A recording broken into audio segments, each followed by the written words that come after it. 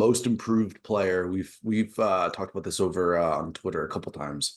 Tyrese Maxey scored 52 on Sunday, and he has jumped to minus 1350, which is confusing to me. This is on FanDuel. This is a little confusing to me.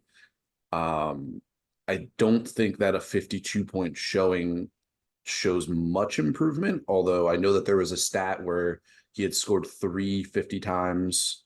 He had scored 53 times this year, which has only been done for like a handful of players. So this is really tricky. This is a really tricky reward. Give me your thoughts on the Tyrese Maxey, Coby White, Kuminga, Jalen Williams kind of part of it, but not really. It's really just a two-horse race. Yeah, I agree with that. I think at a time, Kuminga had a path. I think at a time, Jalen Williams maybe had a path. I don't think they do anymore. I think there's only two players who can win this. It's Maxey or White. I will say, I think the market just with this award in particular just moves way too aggressively off of individual games. Like, yeah, Maxey was magnificent against the Spurs, 52 points. He also scored 7 points the day before. And if you take the two games in conjunction, then he increased over the weekend, he increased his season scoring average by 0.1 of a point per game. And he was actually inefficient. Well, he was below average for his own efficiency and for league efficiency in the 52-point game. So his efficiency on the weekend actually went down, and his counting stats just barely tripped up. But I think in terms of assessing, like, how much does that 52-point game mean for who is going to win this award? I think for the most part, I think it matters. Clearly, it was a very loud moment for Maxey, the fact they were able to get the win without Embiid. But you need to think about these things like, all right, who is actually changing their vote off of that game? And I think some people may, because it was, a really loud performance.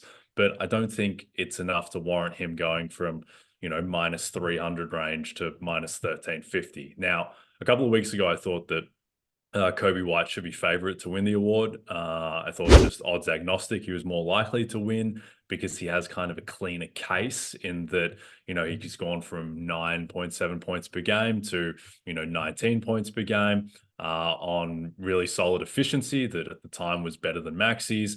It's just kind of a better story and it's less linear improvement. Before the season, if you'd asked me to guess, like, what's Tyrese Maxey's stat line if James Harden is out and they don't replace Harden with a star, I would have guessed, like, I don't know, 25 and 5, 26 and 6. And that's basically what he's done. Like, this is, I Right. think, linear improvement. He's definitely gotten better, but this was somewhat expected. Whereas Coby White last year was like Shake Milton. Like, he's just No, basically almost headed out of the league, it felt Jake like. Milton. And now he's a legitimate starting point guard in the league. So it's a question of, whose case resonates the most. I think the fact that, Coby hurt his hip in that game against Indiana when Pascal Siakam fell on him, and he just hasn't really been the same since then. He hasn't had a loud moment like Maxey's games against San Antonio and Miami. So I do think that hurts him materially, and I think that shifts the race, where now I do think Maxey is the most likely winner, but I think it's a little bit of an overreaction, the odds shift on White.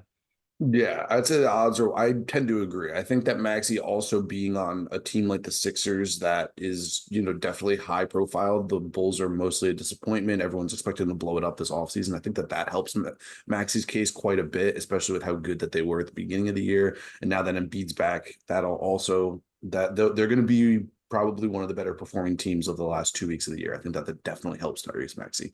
I would agree. I would set, the max for me, the line should be maybe like a minus 400 Maxey, not a minus 1350 Maxey. That's just my fair value line. I'm not sure. I'm not sure that Coby can still steal it. Obviously, the award voters are going to start, trickling out their thoughts, but I think that it's a little bit closer than the odds suggest. But this is going to be tight. This is going to be very tight. Yeah, I think it's the one thing that Kobe has always had going for him is that this award, all of these awards are ranked choice. If this was a first place vote only award, I think Maxey would be, much more justifying of his current price. And the fact that it is ranked choice, I think Kobe is going to be on almost every ballot. Mm. And I think that Maxey is going to be off a number of ballots. Now, exactly how many, I'm not sure, but Ja Morant was left off 49 of 100 ballots. SGA was left off 15 of 100 ballots last year. And there is a chance that, Coby White, much like Joe Flacco won Comeback Player of the Year with 13 out of 50 first place votes, he could just accumulate a ton of second place votes, which Mm, gives him an edge. I just think that the past month, really, that with White, not having the loud performances that he did in January and February, I think that he's probably lost a bit of momentum to the point where, yeah, I do think that Maxey likely wins this award now. But if there is one award that could throw up some weirdness, it could be this one. Like Ja Morant closed minus 5,000 to yep. win most improved player, and he finished with 37 out of 100 first place votes. So this, Mhm. if there is an award that is ever going to throw up wonkiness, it's probably this one. But I do think Maxey likely wins now.